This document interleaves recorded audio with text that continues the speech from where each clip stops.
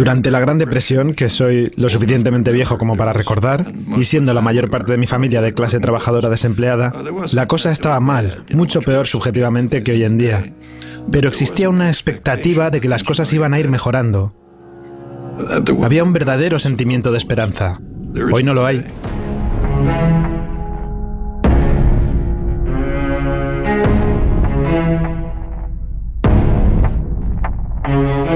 La desigualdad actual realmente no tiene precedentes. Si nos fijamos en la desigualdad total, es similar a la de los peores periodos de la historia de Estados Unidos.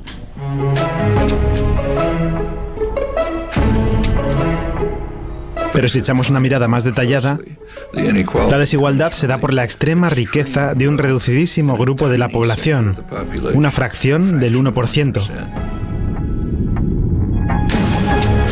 Hubo épocas, como la Edad Dorada de los años 20 o los felices 90 y algunos otros, en los que la situación se desarrolló de forma bastante parecida.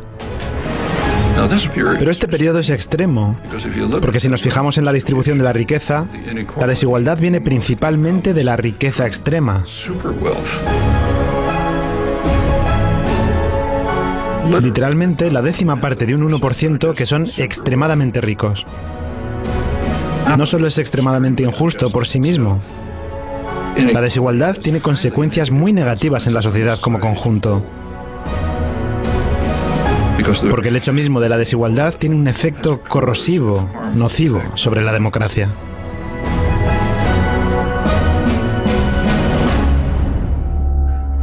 Empezó usted hablando del sueño americano. Una parte del sueño americano es la movilidad social. Naces pobre, trabajas duro y te haces rico. Para un trabajador era posible conseguir un empleo digno, comprarse una casa, un auto, poder llevar a sus hijos a la escuela. Todo eso se derrumbó.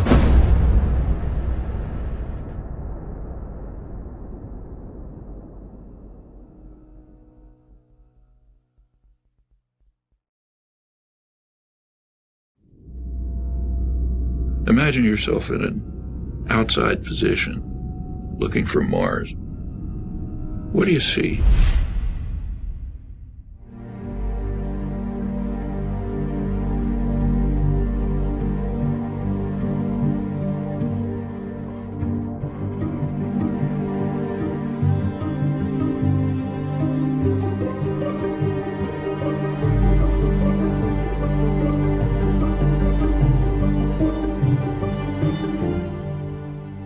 En Estados Unidos hay valores que se profesan, como la democracia.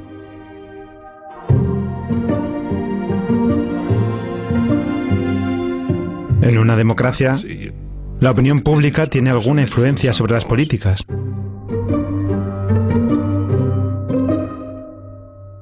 Y luego los gobiernos llevan a cabo ciertas políticas determinadas por el pueblo. De eso trata la democracia. Es importante entender que a los sectores privilegiados y poderosos nunca les ha gustado la democracia y por muy buenas razones. La democracia pone el poder en manos de la población mayoritaria y se la arrebata a ellos. Es un tipo de principio sobre la concentración de la riqueza y el poder.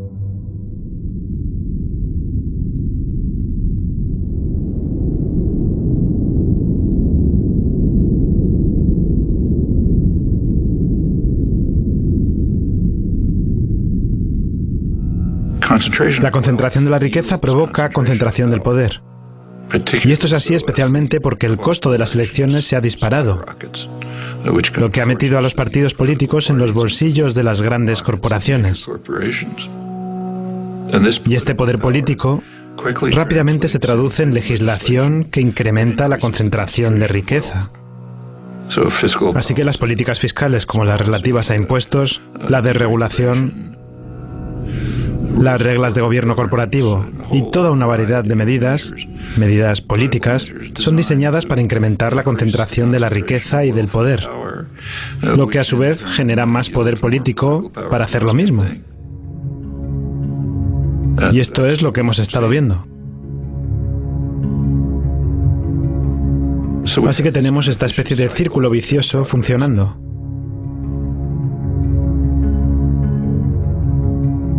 ¿Sabe? De hecho, se trata de algo tan viejo que ya fue descrito por Adam Smith en 1776, si leemos el famoso libro La riqueza de las naciones. Dice que en Inglaterra los principales arquitectos de las políticas son los dueños de la sociedad, por aquel entonces los comerciantes y los fabricantes. Y ellos se aseguran de que se cuide muy bien de sus propios intereses, independientemente del grave impacto que eso tenga para la población de Inglaterra o para otros. Actualmente no se trata de comerciantes y fabricantes, sino que son las instituciones financieras y las corporaciones multinacionales. Aquellos a los que Adam Smith llamaba los amos de la humanidad, que están siguiendo una máxima vil: todo para nosotros y nada para el resto. Ellos solo van a perseguir políticas que les beneficien y que perjudiquen a todos los demás. Y en ausencia de ninguna reacción popular generalizada, eso es básicamente lo que cabría esperar.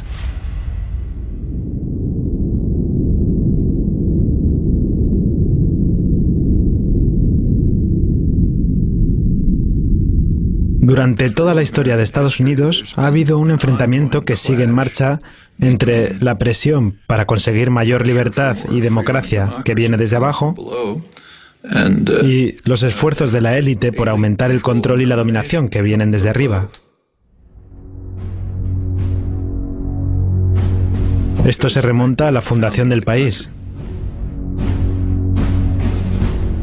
James Madison, el principal legislador de la Constitución, que creía en la democracia como nadie en el mundo en aquellos días, pensaba, sin embargo, que el sistema estadounidense debería estar diseñado, y de hecho, gracias a su iniciativa, se diseñó de ese modo, de manera que el poder estuviera en manos de los más ricos, porque los más ricos eran el grupo de hombres más responsables. Y por ello, la estructura del sistema constitucional formal puso más poder en manos del Senado. Recuerden que el Senado no era elegido en aquella época, era seleccionado por los más ricos. Hombres que, como el propio Madison escribió, sentían simpatía por los propietarios y sus derechos. Si se leen los debates de la Convención Constitucional, Madison dijo que la mayor preocupación de la sociedad ha de ser proteger a la minoría opulenta contra la mayoría. Y tenía sus argumentos. Suponiendo que todos puedan votar libremente, él decía, bueno, la mayoría de pobres se unirían y se organizarían para arrebatar la propiedad a los ricos. Y decía, eso obviamente sería injusto, así que no se puede permitir. Por lo tanto, el sistema constitucional tiene que concebirse para evitar la democracia.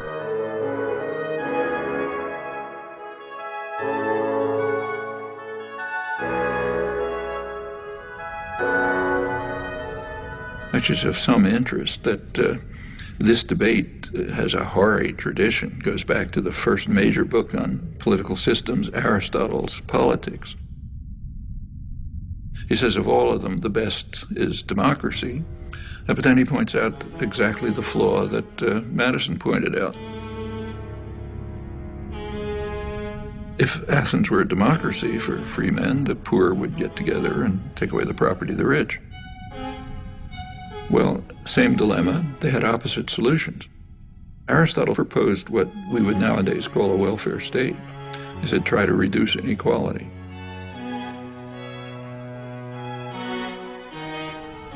So, same problem, opposite solutions. One is reduce inequality, you won't have this problem. The other is reduce democracy.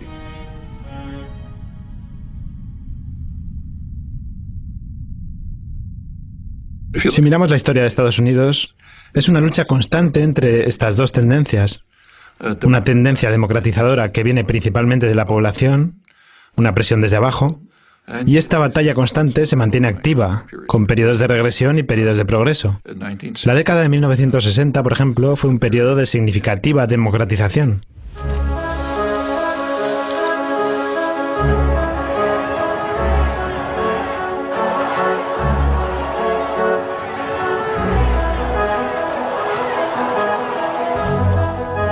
Sectores de la población que solían ser pasivos y apáticos se organizaron y se volvieron activos, empezando a presionar en favor de sus demandas.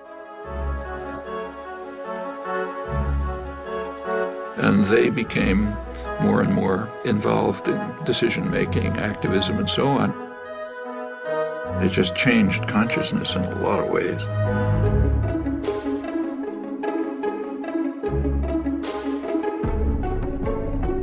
Minority rights. If democracy means freedom, why aren't our people free? Right. If democracy means justice, why don't we have justice? Right. If democracy means equality, why don't we have equality? Women's rights. This inhuman system of exploitation will change, but only if we force it to change, and force it together.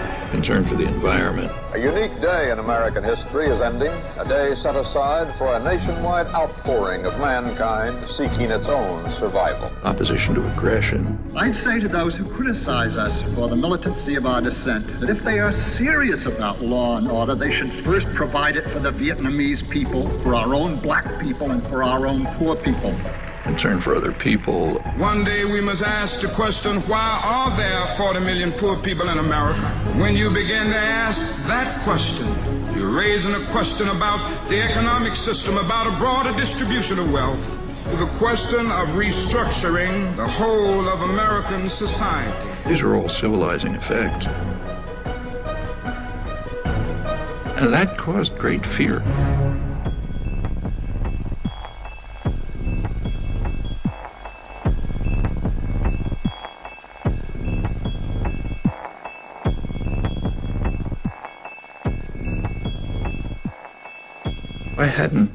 No pronostiqué el poder. Debería haberlo hecho, pero no pronostiqué el poder de la reacción a estos efectos civilizadores de los años 60. No pronostiqué la fuerza de la reacción ante aquello. El contraataque.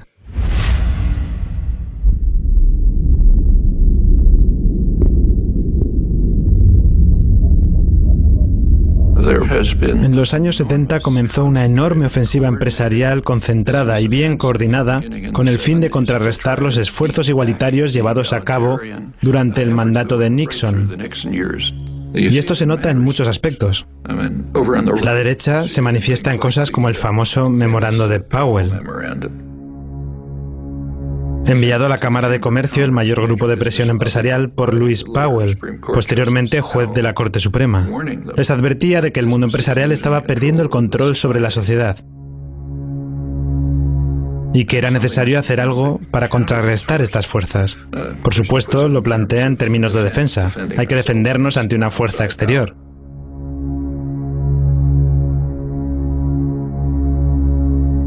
Pero si se fija, en realidad es un llamamiento al mundo empresarial para que utilice su control sobre los recursos con el fin de llevar a cabo una gran ofensiva contra esta ola democratizadora.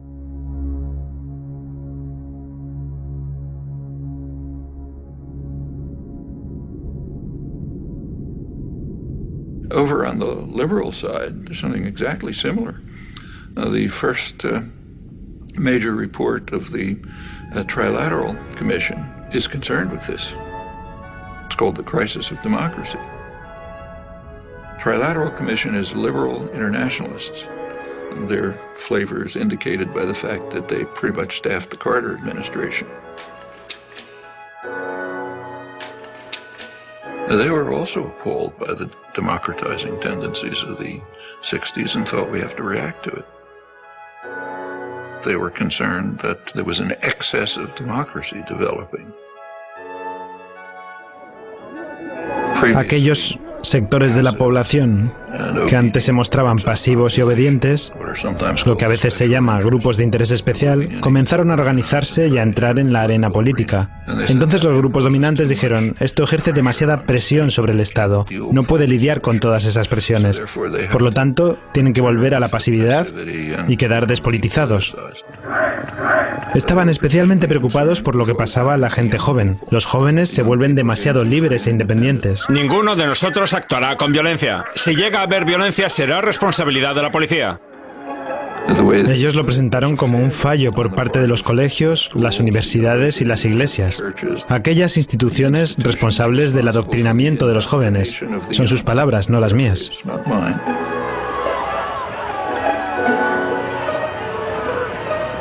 Si nos fijamos en su estudio, hay un interés que nunca mencionan: los negocios privados.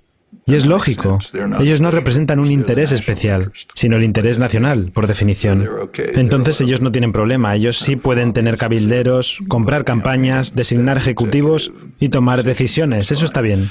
Son los demás, los grupos de interés especial, la población general, los que deben estar sometidos.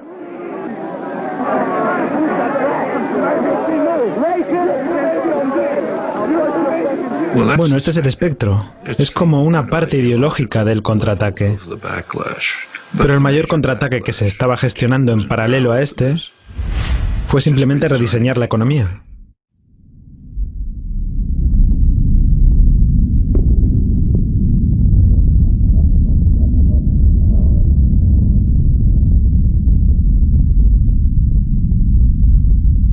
Desde los años 70 hubo un esfuerzo coordinado por parte de los amos de la humanidad y los dueños de la sociedad por cambiar la economía en dos aspectos clave. En primer lugar, incrementar el papel de las instituciones financieras como los bancos, empresas de inversión, compañías de seguros, etc. En el 2007, justo antes de la última crisis, ya tenían literalmente el 40% de los beneficios corporativos. Mucho más que en cualquier otro momento.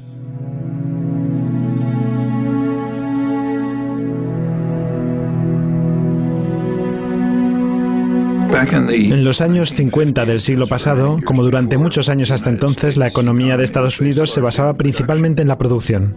Estados Unidos era el gran centro industrial a nivel mundial.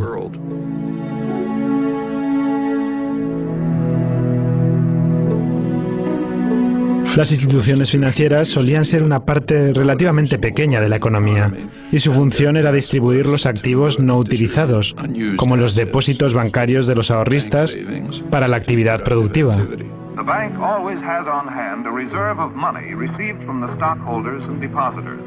On the basis of these cash reserves, a bank can create credit. So, besides providing a safe place for depositing money, a bank serves a community by making additional credit available for many purposes. For a manufacturer to meet his payroll during slack selling period, for a merchant to enlarge and remodel his store, and for many other good reasons why people are always needing more credit than they have immediately available. That's a contribution to the economy. Se estableció un sistema de regulación. Los bancos se regularon. Los bancos comerciales y los bancos de inversión fueron separados para limitar sus prácticas de inversión de riesgo que pudiesen afectar a los particulares. Como recordarán, durante el periodo de regulación no hubo quiebras financieras, pero a partir de los 70 la cosa cambió.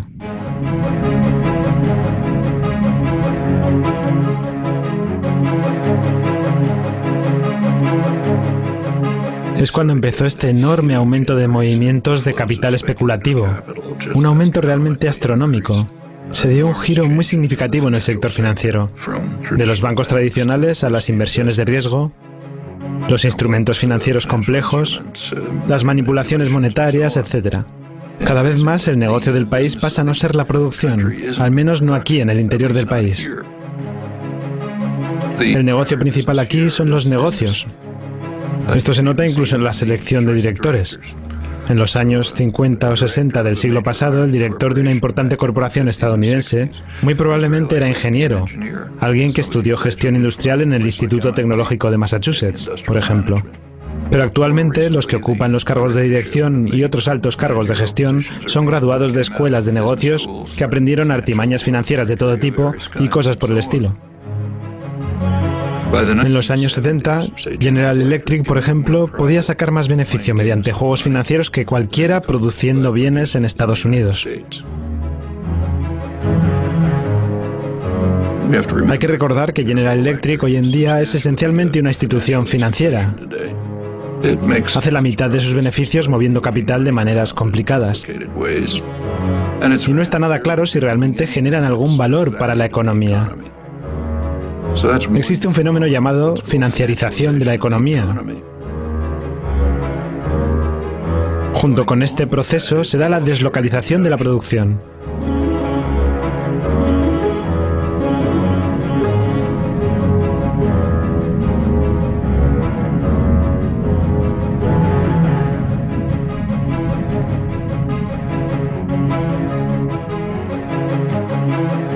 El sistema comercial fue reconstruido con el objetivo explícito de poner a los trabajadores a competir entre sí en todo el mundo.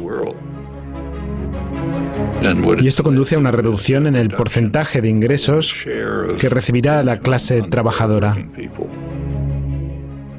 It's been particularly striking in the United States, but it's happening worldwide. It means that an American worker is in competition with a super exploited worker in China. Los profesionales altamente remunerados están protegidos. Ellos no tienen que competir con el resto del mundo en absoluto. Y por supuesto, el capital puede moverse libremente. Los trabajadores, la mano de obra, no pueden moverse libremente, pero el capital sí. Otra vez, remitiéndonos a los clásicos como Adam Smith, él señaló que la libre circulación de la mano de obra es la base de cualquier sistema de libre comercio. Pero los trabajadores permanecen en su mayoría atrapados. Los ricos y los privilegiados están protegidos y las consecuencias son obvias. Ellos reciben reconocimiento y elogios. Las políticas están diseñadas para incrementar la inseguridad. Alan Greenspan, a la hora de declarar ante el Congreso, explicó su éxito en la gestión económica con lo que él llama una mayor inseguridad de los trabajadores. La limitación en el aumento de los sueldos se ha hecho evidente en los últimos años. Pero, como ya he comentado con bastante detalle en mi declaración del mes pasado, considero que la inseguridad laboral desempeñó un papel dominante en este caso. Manteniendo inseguros a los trabajadores, los tienes bajo control. De este modo no van a exigir salarios decentes, ni condiciones laborales decentes, ni tampoco el derecho a la libre asociación, es decir, a formar sindicatos. Y a los dueños de la humanidad esto les va bien. Ellos van sacando beneficios. Pero para la población es devastador. Estos dos procesos, la financiarización y la deslocalización de la producción, contribuyen al círculo vicioso de la concentración de la riqueza y del poder.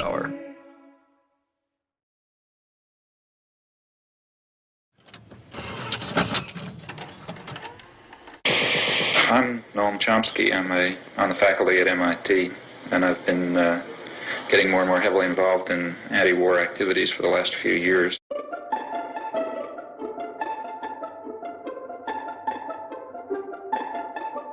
Noam Chomsky has made two international reputations. The widest is as one of the national leaders of American resistance to the Vietnam War. The deepest is as a professor of linguistics who, before he was 40 years old, had transformed the nature of his subject. You are identified with the New Left, whatever that is. You certainly have been an activist as well as a writer. El profesor Noam Chomsky aparece en cualquier lista entre la media docena de los principales héroes de la nueva izquierda.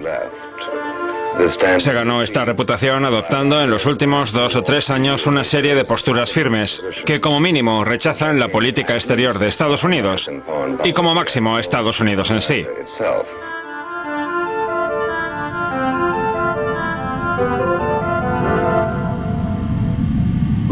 Realmente este concepto de antiestadounidense es muy interesante.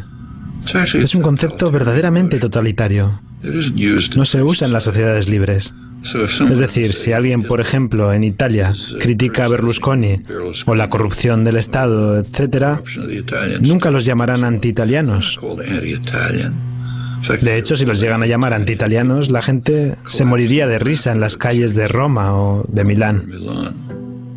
In totalitarian states, the notion's used. So in the old Soviet Union, dissidents were called anti-Soviet. That was the worst condemnation. In the Brazilian military dictatorship, they were called anti-Brazilian. Now, it's true that in just about every society, critics are maligned, are mistreated, different ways depending on the nature of the society. Like in the Soviet Union, say, Václav Havel would be imprisoned. in a U.S. dependency like El Salvador at the same time, his counterparts would have their brains blown out by U.S.-run state terrorist forces. And other societies that just condemned or vilified and so on. And in the United States, one of the terms of abuse is anti-American. There's a couple of others, like, Marxist. There's an array of terms of abuse. But in the United States, you have a very high degree of freedom. And so if you're vilified by some commissars, who cares? You go on, do your work anyway. Este tipo de conceptos solo surgen en una cultura donde si llegas a criticar al poder estatal, y con poder estatal no solamente me refiero al gobierno, sino al poder estatal corporativo en general, entonces si criticas el poder concentrado, quiere decir que vas en contra de la sociedad, en contra de la gente. Y es bastante sorprendente que se use en Estados Unidos. Es la única sociedad democrática donde este concepto no se considera ridículo. Y esto es un síntoma de cultura elitista bastante desagradable.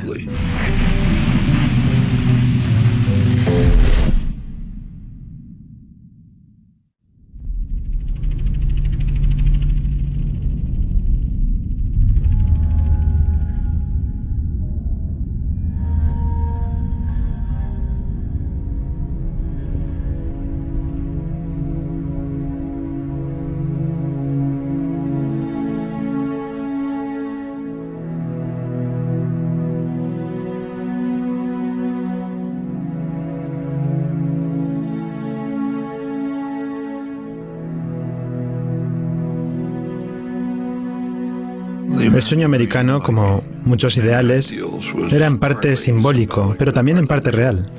Los años 50 y 60 fueron los años de mayor crecimiento en toda la historia de la economía estadounidense.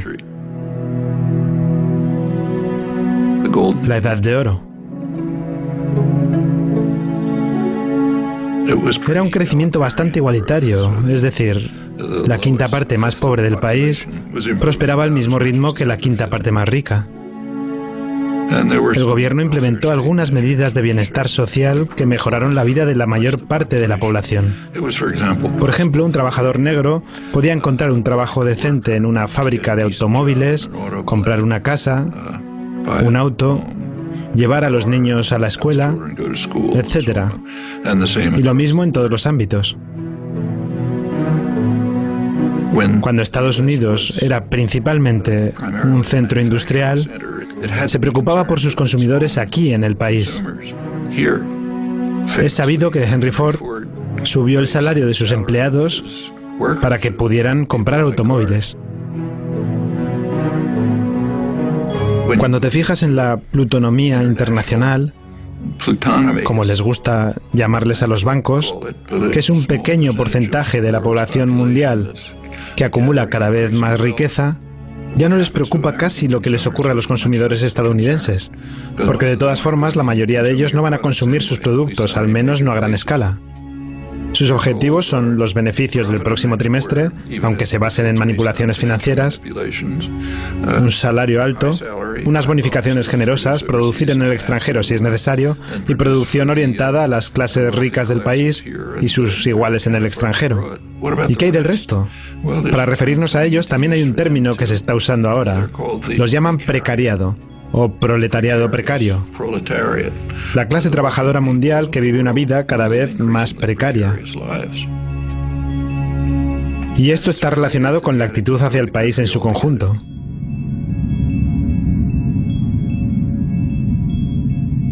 Durante el periodo de gran crecimiento económico, en los años 50 y 60, aunque en realidad fue antes, los impuestos a las personas ricas eran mucho mayores. Los impuestos a las corporaciones eran mucho mayores, al igual que los impuestos sobre los dividendos. Es decir, los impuestos sobre la riqueza eran mucho más altos. El sistema tributario se rediseñó de modo que los impuestos de los ricos bajaron y, en consecuencia, los del resto de la población crecieron.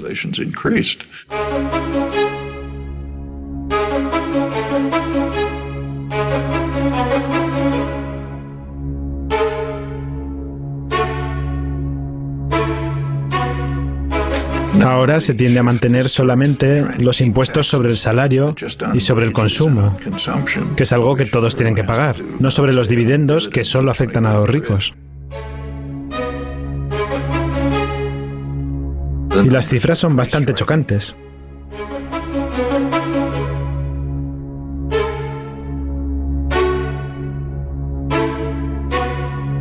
Por supuesto hay un pretexto para eso. Siempre hay un pretexto. En este caso el pretexto es que así se fomenta la inversión y se incrementa el empleo. Pero no hay ninguna prueba de ello. Si quieres fomentar la inversión, dales dinero a los pobres y a la clase trabajadora.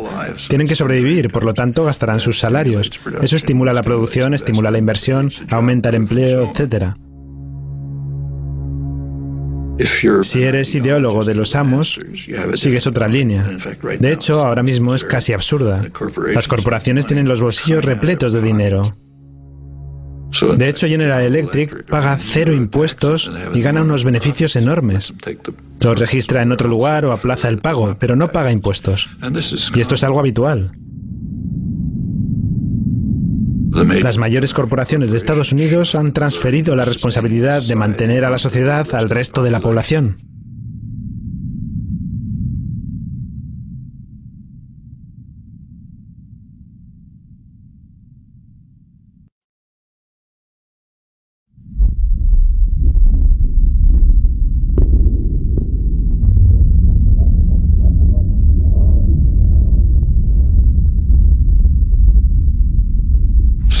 La solidaridad es bastante peligrosa. Desde el punto de vista de los amos, solo tienes que preocuparte por ti mismo, no por los demás. Y esto difiere mucho de lo que decían las personas que, según ellos, son sus héroes, como Adam Smith, quien basó toda su postura económica en el principio de empatía, fundamental en el trato humano. Pero tienen que desarraigarlo de las mentes de las personas. Tienes que mirar por ti mismo. La máxima reza, no te preocupes por los demás. Eso funciona con los ricos y poderosos, pero es devastador para el resto. Les ha llevado mucho esfuerzo erradicar esas emociones humanas básicas de las cabezas de las personas. Hoy lo podemos ver en la forma de hacer política, por ejemplo, en cómo se atenta contra la seguridad social. La seguridad social se basa en un principio, el principio de la solidaridad. La solidaridad significa cuidar de otros. La seguridad social significa pago mis impuestos sobre la nómina para que la viuda de la otra punta de la ciudad tenga con qué vivir. Así sobrevive una importante parte de la población. A los que son muy ricos no les sirve de nada. Por eso intentan destruirla de forma coordinada. Una de las maneras de hacerlo es dejar de financiarla. ¿Quiere destruir algún sistema? Empiece por cortarle la financiación. Así no funcionará, la gente se enfadará, querrán otra cosa. Es la técnica estándar para privatizar algunos sistemas.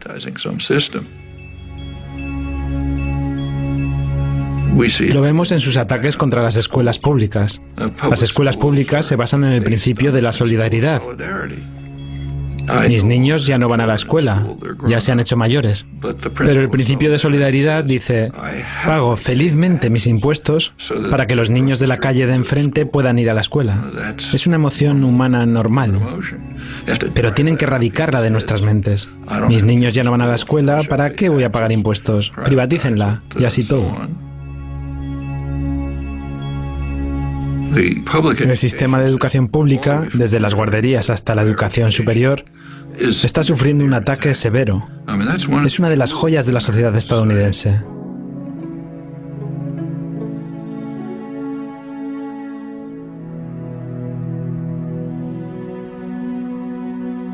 Go back to the golden age again, the great growth period in the 50s and 60s. A lot of that is based on free public education.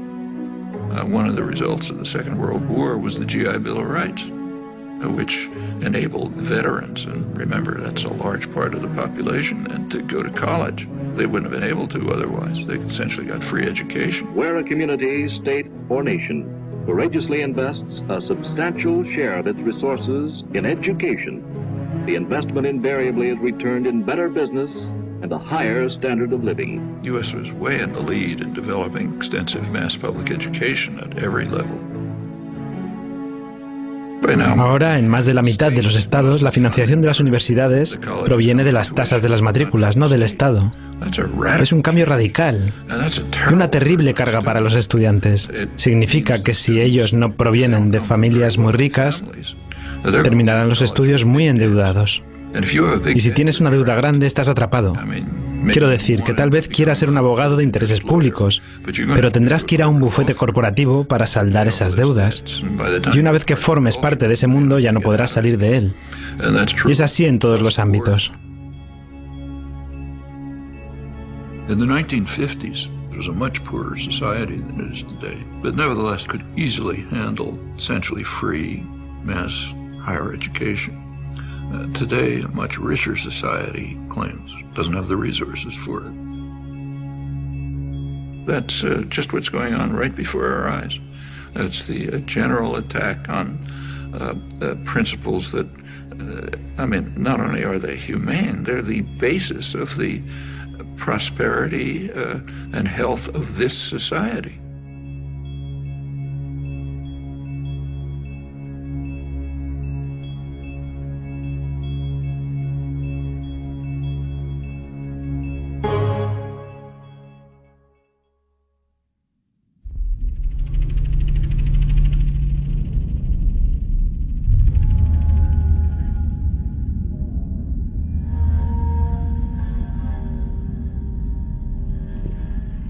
Si analizamos la historia de las regulaciones, por ejemplo, la regulación ferroviaria, la financiera, etc., verán que normalmente o son impulsadas por los consorcios económicos que están siendo regulados o apoyadas por estos.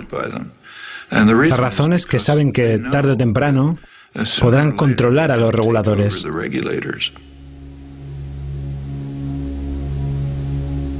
Todo termina con lo que se llama captura regulatoria. Los negocios regulados en realidad controlan a los reguladores.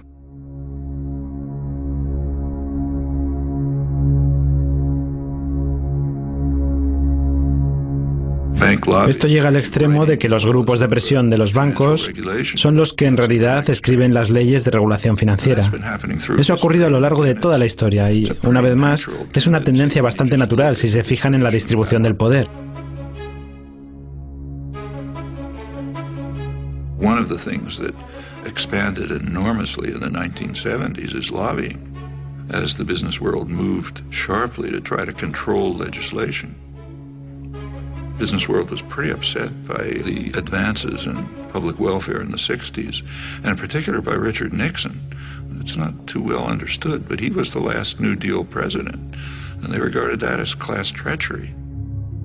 In Nixon's administration, you get consumer safety legislation, safety and health regulations in the workplace, the EPA, the Environmental Protection Agency. Business didn't like it, of course. They didn't like the high taxes, they didn't like the regulation, and they began a coordinated effort to try to overcome it. Lobbying sharply increased. Deregulation began with a real ferocity.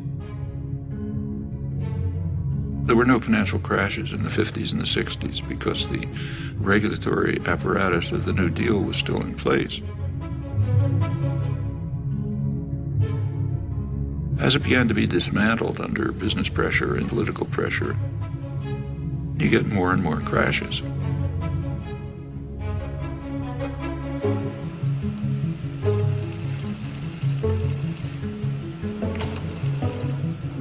Esto continuó durante años. Empezó en los 70 y en los 80 fue cuando se disparó. Se pidió al Congreso que aprobara garantías de préstamos federales de entre 1.000 y 1.500 millones de dólares para una empresa automotriz. Pues bien, todo esto es bastante seguro, teniendo en cuenta que saben que el gobierno va a ir al rescate. Fíjense, por ejemplo, en Reagan. En lugar de dejarles que pagaran el precio, Reagan rescató a los bancos como el Continental Illinois, el mayor rescate en la historia de Estados Unidos hasta aquel momento. De hecho, terminó su legislatura con una enorme crisis económica, la crisis de ahorros y préstamos, y el gobierno intervino y lo rescató. El presidente Bush firmó hoy la ley para el rescate de $300 millones de la crisis de ahorros y préstamos. En 1999 se desmanteló la regulación para separar a los bancos comerciales de los bancos de inversión. Entonces llegaron los rescates de Bush y de Obama. Bear Stearns acude al gobierno federal para mantenerse a flote. El presidente Bush defendió la decisión de rescatar a Citigroup. Fannie Mae y Freddie Mac solicitaron un total de $3.000 millones más. El rescate podría ser mucho mayor, suponiendo el agravamiento de los problemas económicos de Estados Unidos. Y ya están creando el siguiente rescate.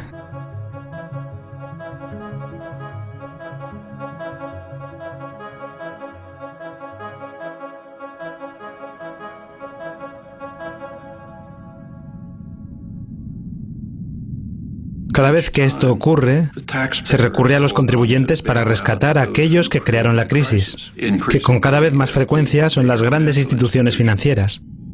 En una economía capitalista no debería ocurrir eso. En un sistema capitalista se eliminaría a los inversores que realizarán inversiones de riesgo. Pero los ricos y poderosos no quieren un sistema capitalista. Quieren poder ir corriendo a papá Estado tan pronto como están en problemas y ser rescatados por el contribuyente. A eso es a lo que se llama demasiado grande para caer. Hay premios Nobel en economía que están completamente en desacuerdo con el camino que estamos siguiendo. Gente como Joe Stiglitz, Paul Krugman y otros, y nadie ni tan siquiera les ha consultado. Las personas elegidas para solucionar la crisis son aquellos que la crearon. La gente de Robert Rubin, la gente de Goldman Sachs. Ellos crearon la crisis y ahora son más poderosos que antes. ¿Es esto un accidente? No cuando eliges a esas personas para establecer un plan económico. Quiero decir, ¿qué esperaban que sucediese? Mientras tanto, para los pobres, se deja que prevalezcan las leyes del mercado, que no esperen ninguna ayuda por parte del gobierno. El gobierno es el problema, no la solución, y así todo. Eso esencialmente es el neoliberalismo. Tiene este carácter dual que tiene sus orígenes en la historia económica. Una serie de reglas para los ricos y una serie de reglas opuestas para los pobres. There's nothing surprising about this. It's exactly the dynamics you'd expect. And if the population allows it to proceed, it's just going to go on and on like this until the next crash, which is so much expected that credit agencies, which kind of evaluate the status of firms, are now counting into their calculations the taxpayer bailout that they expect to come after the next crash. Which means that the beneficiaries of these credit ratings, like the big banks, they can borrow money more cheaply, they can push out smaller competitors, and you get more and more concentration. Everywhere you look, policies are designed this way, which should come as absolutely no surprise to anyone. Eso es lo que sucede cuando pones el poder en manos de un reducido sector de ricos que se dedica a incrementar su propio poder, tal y como era de esperar.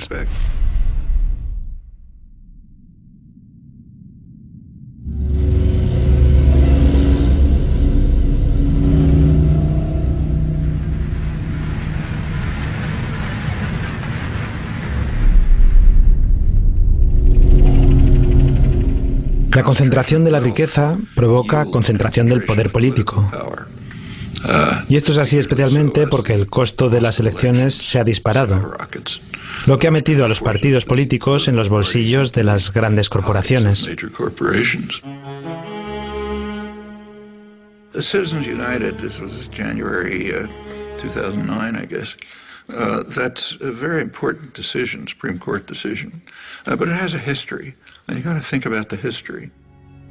The 14th Amendment has a provision that says no person's rights can be infringed without due process of law.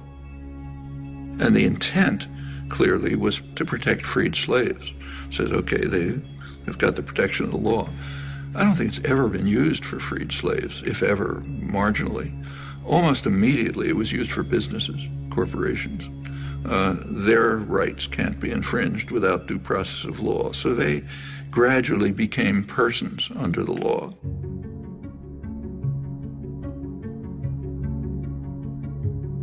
Las corporaciones son ficciones legales creadas por el Estado.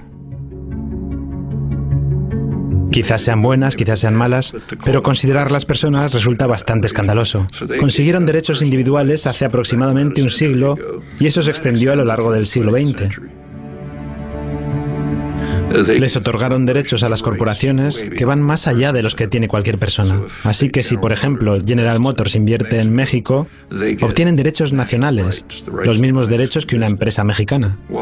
Y mientras que la noción de persona se amplió para incluir a las corporaciones, también se restringió. Si nos tomamos la 14ª enmienda al pie de la letra, ningún extranjero indocumentado puede ser privado de sus derechos si se le considera una persona. Extranjeros indocumentados que están viviendo aquí y construyendo nuestros edificios, arreglando nuestros jardines y todo eso. Ellos no son personas. Pero General Electric sí es una persona. Una persona inmortal y superpoderosa. Esta perversión de la moral elemental y del significado obvio de la ley es increíble. En la década de 1970, los tribunales decidieron que el dinero es una forma de expresión. En el proceso de Buckley contra Valeo, si avanzamos a lo largo de los años, llegamos hasta Ciudadanos Unidos, que dice que el derecho a la libertad de expresión de las corporaciones, principalmente su derecho a gastar tanto dinero como quieran, no puede limitarse. Miren lo que eso significa. Significa que las corporaciones, que de todos modos ya han estado comprando bastantes elecciones, ahora son libres de hacerlo sin prácticamente ninguna restricción. Es un tremendo ataque contra lo que queda de la democracia. It's very interesting to read the rulings, like Justice Kennedy's swing vote. His ruling said, well, look, after all, CBS is given freedom of speech. They're a corporation. Why shouldn't General Electric be free to spend as much money as they want? I mean, it's true that CBS is given freedom of speech, but they're supposed to be performing a public service. That's why. That's what the press is supposed to be. General Electric is just trying to make money for the chief executive and some of the shareholders. It's an incredible decision, and it puts the country in a position where business power is greatly extended beyond what it always was. This is part of that vicious cycle. The Supreme Court justices are put in by reactionary presidents who get in there because they're funded by business. That's the way the cycle works.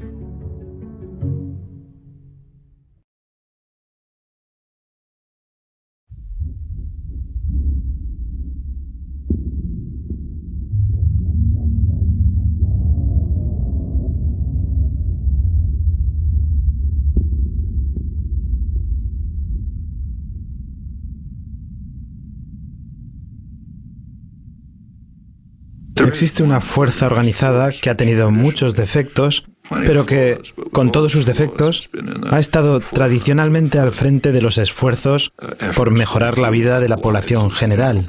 Es el movimiento obrero organizado. Y es también una barrera contra la tiranía corporativa. Así que es la única barrera a este círculo vicioso que sigue funcionando y que conduce a la tiranía corporativa.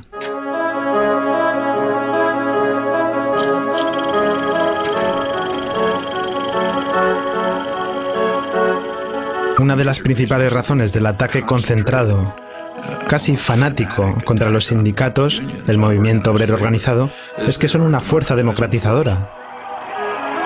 Proporcionan una barrera para defender los derechos de los trabajadores, pero también los derechos populares en general.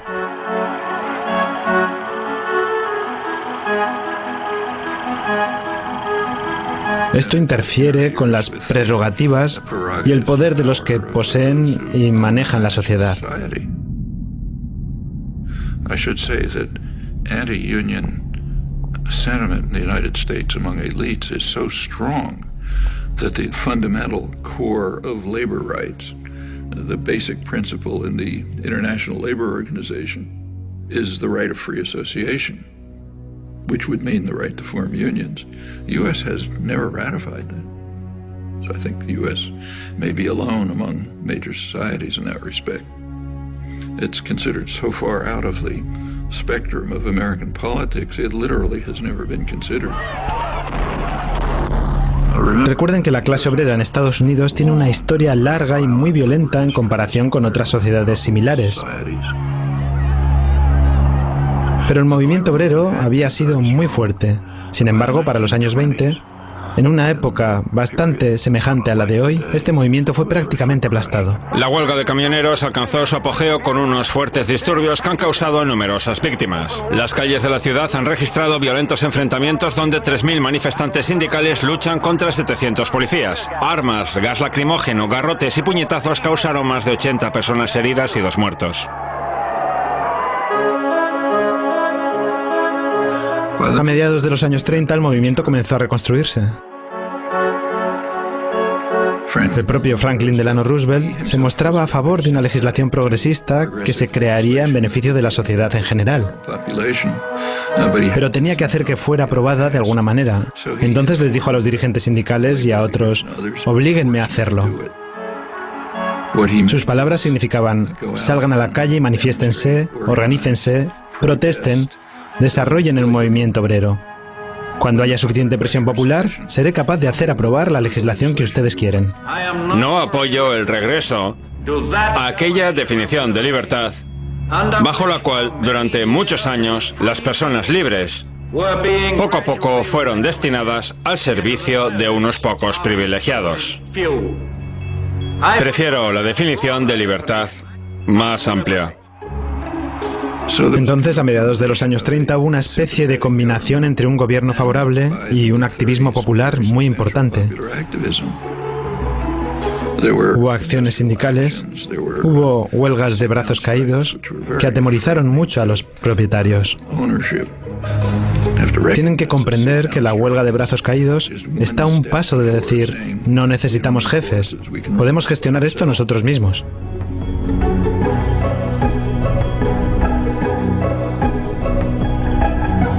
Y los empresarios estaban horrorizados. Si lee la prensa económica de finales de los años 30, verá que se hablaba del riesgo que corría el empresario industrial, del creciente poder político de las masas que debía ser reprimido. Durante la Segunda Guerra Mundial hubo una pausa, pero inmediatamente después de la guerra comenzó con fuerza la ofensiva del empresariado. Taft-Hartley Act was written for only one purpose: to restore justice and equality in labor management relations. McCarthyism was used for massive corporate propaganda offensives to attack unions. It increased sharply during the Reagan years. I mean, Reagan pretty much told the business world, if you want to illegally break organizing efforts and strikes, go ahead. They are in violation of the law, and if they do not report for work within 48 hours, they have forfeited their jobs and will be terminated. Continued in the 90s, and of course with George W. Bush, who went through the roof. Actualmente, menos del 7% de los trabajadores del sector privado tienen sindicatos.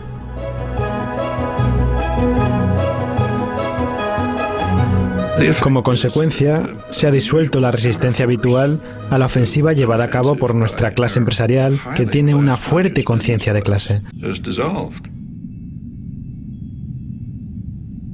Now, if you're in position of power, you want to maintain class consciousness for yourself, but eliminate it everywhere else. You go back to the 19th century, in the early days of the Industrial Revolution in the United States. Working people were very conscious of this. They, in fact, overwhelmingly regarded wage labor as not very different from slavery, different only in that it was temporary. In fact, it was such a popular idea, that was a slogan of the Republican Party. Well, that was a very sharp class consciousness. Sin embargo, a los que tienen poder y privilegios, no les interesa que el pueblo tenga ideas relacionadas con la conciencia de clase. No quieren que ellos sepan que pertenecen a la clase oprimida. Y como resultado, tenemos una de las pocas sociedades en las que simplemente no se habla de clases. En realidad, el concepto de clase es muy sencillo. ¿Quién da las órdenes? ¿Quién las cumple? Es lo que básicamente define la clase. Claro que es algo más matizado y complejo, pero es así básicamente.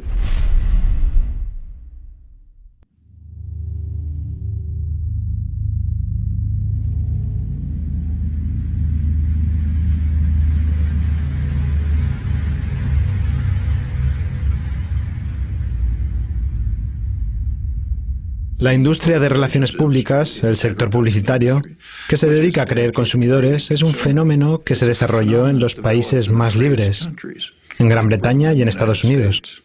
Y eso tiene una razón muy clara. Más o menos hace un siglo se hizo evidente que no iba a ser fácil controlar a la población por la fuerza. Se había ganado demasiada libertad. Había organizaciones de trabajadores, en los parlamentos de muchos países había partidos obreros, las mujeres comenzaban a tener derecho a voto, etc. Se necesitaban otros medios para controlar a la gente. Entonces se llegó a la conclusión y se expresó claramente que para controlar a las personas era necesario controlar sus creencias y actitudes. Una de las mejores maneras de controlar a la gente en términos de actitudes es lo que el gran economista político Thorstein Veblen llamó fabricación de consumidores.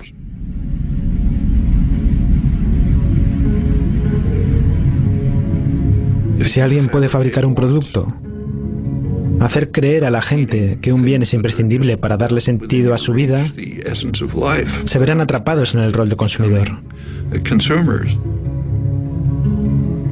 En la prensa económica de los años 1920 se hablaba de la necesidad de dirigir la atención de las personas hacia el lado superficial de la vida, hacia cosas como el consumo de moda, para mantenerlos alejados de otros asuntos. You find this doctrine all through progressive intellectual thought, like Walter Lippmann, the major progressive intellectual of the 20th century. He wrote famous progressive essays on democracy, in which his view was exactly that. The public must be put in their place so that the responsible men can make decisions without interference from the bewildered herd. There to be spectators, not participants, then you get a properly functioning democracy.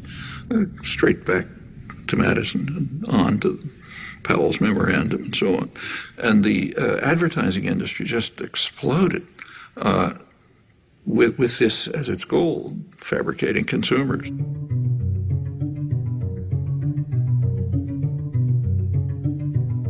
And it's done with great sophistication. You don't see many wild stallions anymore.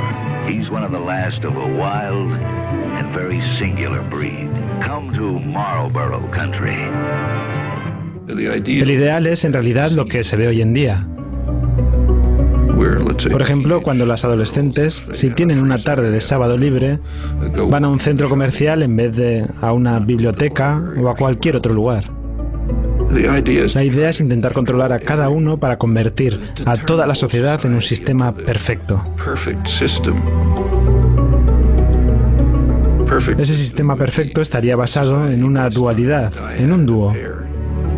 Ese dúo sería el individuo y su televisión, o tal vez hoy en día el individuo e Internet. La televisión e Internet mostrarían a la persona cómo debería ser la vida apropiada y qué aparatos debería tener uno. Y el individuo acaba gastando su tiempo y sus esfuerzos en obtener esas cosas que en realidad no quiere y no necesita, que tal vez tiraría, pero que establecen la medida de una vida decente. Es lo que vemos, por ejemplo, en los comerciales televisivos. Si usted ha asistido a un curso de economía, sabe que los mercados deberían basarse en consumidores informados que toman decisiones racionales. Si tuviéramos un sistema así, un comercial televisivo de, digamos, General Motors, nos presentaría información concreta diciendo, esto es lo que tenemos para vender. Pero los comerciales de automóviles no son así. En los comerciales de automóviles, un jugador estrella de fútbol o una actriz hacen algunas locuras con el automóvil. Por ejemplo, escalan una montaña. La idea es crear consumidores mal informados que tomen decisiones irracionales. Ese es el objetivo de la publicidad.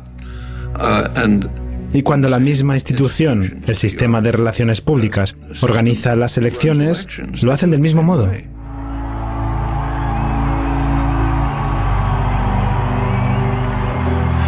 Ellos quieren crear un electorado mal informado que haga elecciones irracionales, muchas veces contra sus propios intereses. Y lo vemos cada vez que ocurren extravagancias de este tipo. Justo después de las elecciones en Estados Unidos, el presidente Obama ganó un premio de la industria publicitaria por la mejor campaña de publicidad. Aquí no se difundió, pero la prensa económica internacional habló de la euforia de los ejecutivos. Decían, hemos estado vendiendo y promoviendo candidatos como si fueran dentífrico desde Reagan. Y este es nuestro mayor logro. Normalmente no estoy de acuerdo con Sarah Palin, pero cuando se burla de lo que llama aquellas cositas de cambio y de esperanza, tiene razón. Ante todo, Obama en realidad no prometió nada. En su mayor parte es todo ilusión. Basta ver la retórica de la campaña electoral en la cual hay poca discusión de cuestiones políticas, para lo que hay un buen motivo, porque la opinión pública sobre las políticas a aplicar es muy diferente de lo que quieren los líderes de los dos principales partidos y sus patrocinadores financieros.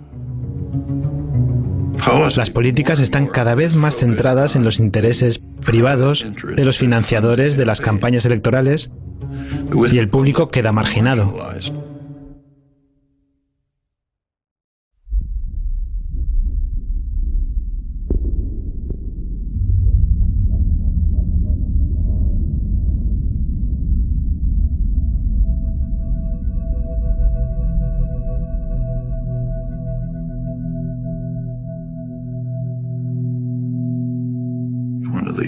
Uno de los más importantes científicos políticos, Martin Gilens, presentó un estudio de la relación entre las actitudes públicas y las políticas públicas, según el cual cerca del 70% de la población no tiene ninguna influencia sobre las políticas. Lo mismo puede pasar en cualquier otro país. Y la gente lo sabe. Como resultado de esto, la población está indignada, frustrada, odia las instituciones. No está actuando de forma constructiva para intentar responder a esto. Hay movilización y activismo populares, pero van en una dirección muy autodestructiva. Están tomando la forma de una furia sin objetivo preciso, de ataques de unos contra otros y contra grupos vulnerables. Eso es lo que pasa en casos como este. Eso corroe las relaciones sociales, pero ese es el objetivo. El objetivo es que las personas se odien y se teman unas a otras, que piensen solo en sí mismas y no hagan nada por nadie más. Y eso se puede ver de forma sorprendente cada 15 de abril. El 15 de abril, el día en que pagas los impuestos, se mide lo democrática que es la sociedad. Si la sociedad fuese realmente democrática, el 15 de abril sería un día de celebración. Sería un día en el que la población se reúne y decide cómo financiar los programas y actividades que se han formulado y acordado. ¿Qué podría ser mejor que eso? Debería ser una celebración. Eso no es lo que ocurre en Estados Unidos. Es un día de luto. Es un día en el que un poder ajeno, que no tiene nada que ver con uno, viene a robar su dinero ganado con el sudor de su frente. Y uno hace todo lo posible para evitarlo. Esto es una especie de medida, al menos en la conciencia popular, de cómo está funcionando la democracia en realidad. No muestra una imagen demasiado atractiva.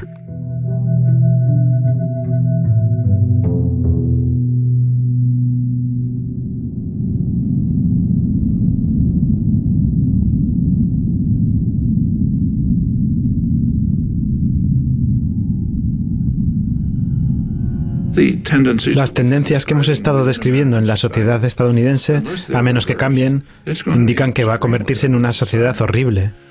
Quiero decir, una sociedad basada en la vil máxima de la que hablaba Adam Smith. Todo para mí, nada para el resto.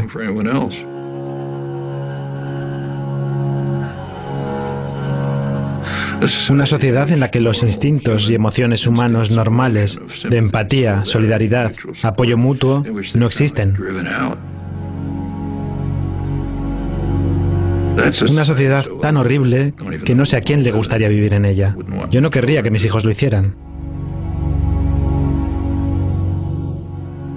If the society is based on control by private wealth, it will reflect the values that it in fact does reflect. The value that is greed and the desire to maximize personal gain at the expense of others. Now, any society, maybe a small society based on that principle is ugly, but it can survive. A global society based on that principle is headed for massive destruction.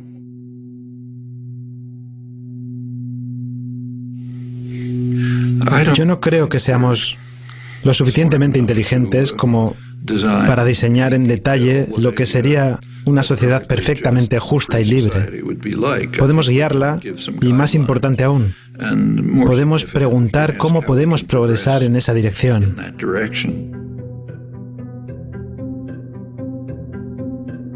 John Dewey, the leading social philosopher in the late 20th century, he argued that until all institutions, production, commerce, media, unless they're all under participatory democratic control, we will not have a functioning democratic society. As he put it, policy will be the shadow cast by business over society. Well, that's essentially true.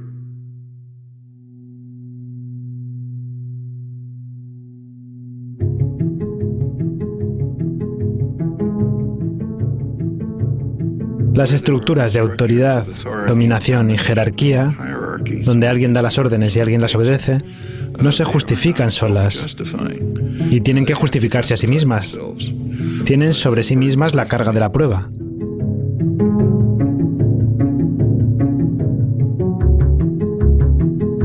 Si se las mira detalladamente, por lo general no pueden justificarse a sí mismas. Y si no pueden, tenemos que desmantelarlas. Hay que tratar de expandir el dominio de la libertad y la justicia mediante el desmantelamiento de esa forma de autoridad ilegítima. Y de hecho, el progreso de los últimos años, que afortunadamente todos reconocemos como progreso, ha sido precisamente eso. The way things change is because lots of people are working all the time. And, they're working in their communities, in their workplace, or wherever they happen to be, and they're building up the basis for popular movements which are going to make changes. That's the way everything has ever happened in history. Take, say, freedom of speech. One of the real achievements of American society. It's first in the world in that. It's not in the Bill of Rights. It's not in the Constitution. Freedom of speech issues began to come to the Supreme Court in the early 20th century. The major contributions came in the 1960s. One of the leading ones was a case involving the civil rights movement.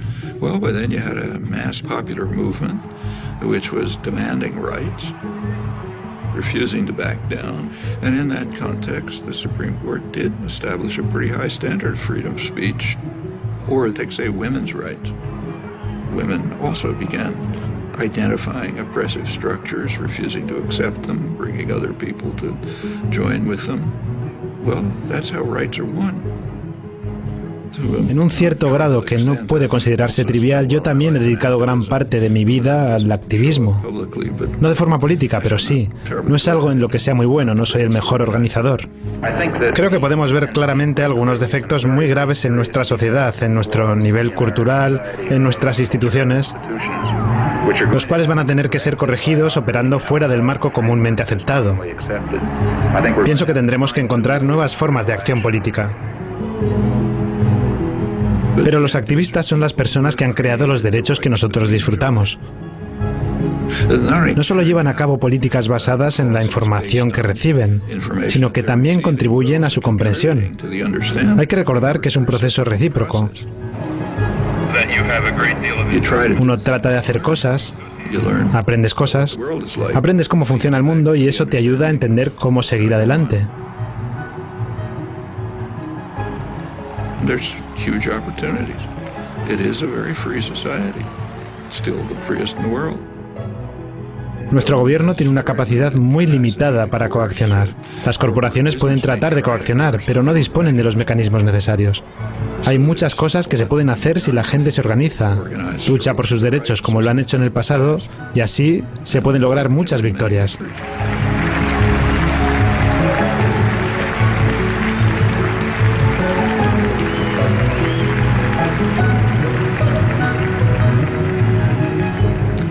Un gran amigo mío durante muchos años, el fallecido Howard Zinn, decía: lo que importa es la infinidad de pequeñas obras que hacen personas anónimas que sientan las bases para los eventos importantes que pasan a la historia. Ellos son los que han hecho cosas importantes en el pasado y ellos son los que las van a tener que hacer en el futuro.